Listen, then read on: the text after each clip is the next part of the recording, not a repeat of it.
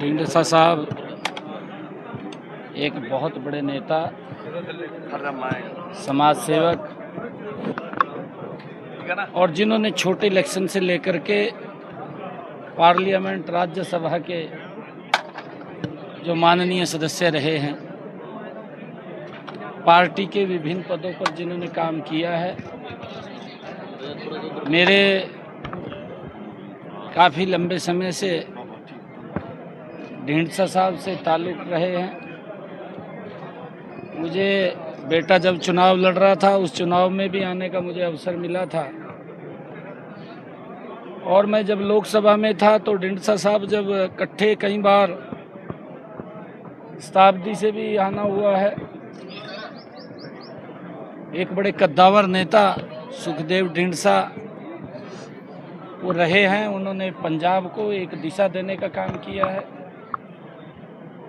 मैं वाहिगुरु के चरणों में प्रार्थना करता हूँ कि उस दिवंगत आत्मा को अपने चरणों में स्थान दे, परिवार को, मित्रजनों को जो दुख हुआ है उसको सहन करने की ताकत दे, ऐसी मैं वाहिगुरु के चरणों में प्रार्थना करता हूँ। साहब आपके साथ गठबंधन में रहे हैं ढींढसा साहब, कैसा उनका देखने की कार्यकाल रहा है? मैंने कहा है कि ढींढसा साहब एक बहुत बड़े व्यक्तित्व के धनी थे और एक छोटे चुनाव से लेकर के बड़े चुनाव तक उनके ज़िंदगी का सफ़र रहा है।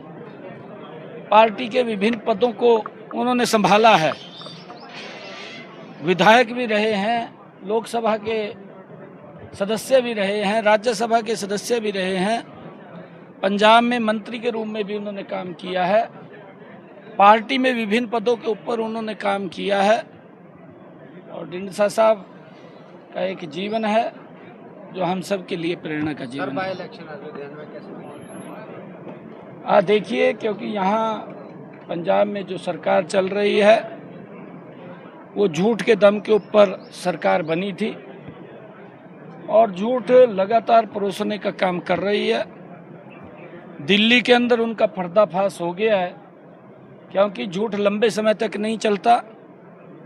पंजाब के लोग समझ चुके हैं, पंजाब में अब इनका कोई जनाधार नहीं रहा। उपचुनाव में ही पंजाब के लोग इस बात को वो बता दें का काम करेंगे कि इस सरकार के प्रति पंजाब के लोगों का मोह भंग हो चुका है, क्योंकि हर क्षेत्र के अंदर अगर आप लोग देखेंगे लोग तंग हैं।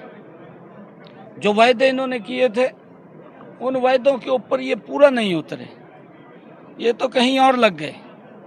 ध्यान लोगों की सुविधाओं की तरफ नहीं रहा, इन लोगों का ध्यान अपनी सुविधाओं की तरफ चला गया।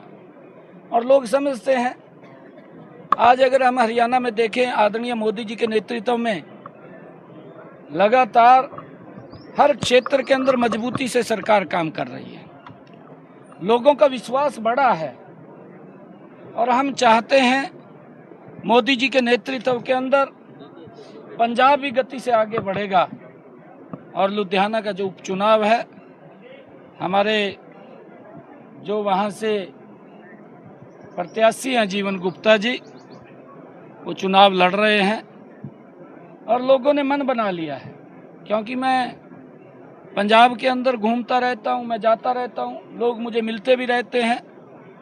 अब लोगों का मन है कि मोदी जी के नेतृत्व में पंजाब भी आगे बढ़ेगा। और जो सुविधाएं केंद्र सरकार ने चला रखी हैं, वो तो एक भी योजना यहाँ लागू नहीं है।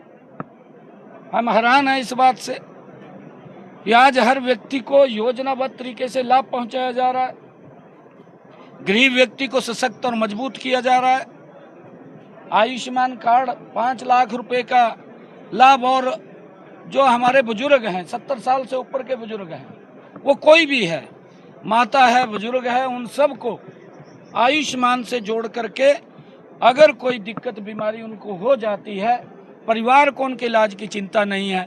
चिंता अगर हम हरियाणा के अंदर देखें तो नरेंद्र मोदी और हरियाणा सरकार को है। परंतु 15,000 करोड़ रुपया किसान की फसल के खराबे का तुरंत उसके खाते के अंदर पहुंचाने का काम किया।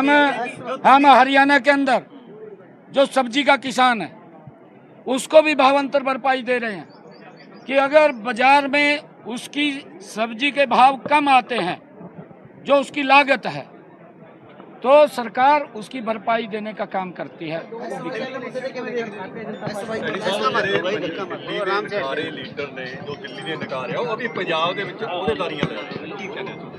नहीं, वो वहाँ ते शर्म के मारी यहाँ लू क्या पड़ा, गरीब पंजाब के लोग उसको खोज रहे हैं कहाँ कि उन्होंने निकाल देगा काम कर।